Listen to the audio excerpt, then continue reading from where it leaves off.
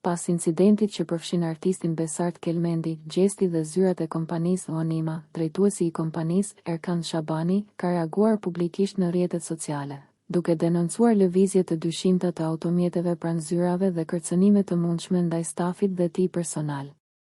Shabani ka njoftuar se tashmë ka dorëzuar fakte pranë organeve të rendit dhe do të bashkëpunojë me avokatin për të paraqitur të tjera elemente që lidhen me përpjekje për përfitime financiare të paligjshme.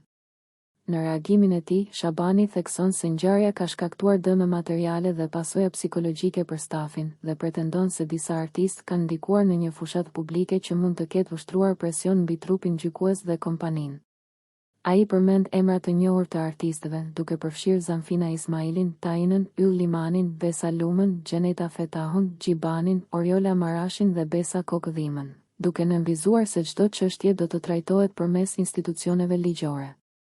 Si pasojë e kësaj situate, Gjeneta Fetahu ka reaguar gjithashtu në rrjetet sociale duke shkruar: na friksove shumë. Me këtë dramë duket sikur po hapet gjyqi i shekullit, jo një historie në Instagram. Mos u kurse, çoje deri në gjykata më të mëdha. Paguaj të paktën punëtorët se boll djers hëngre, theksoi mes tjerash.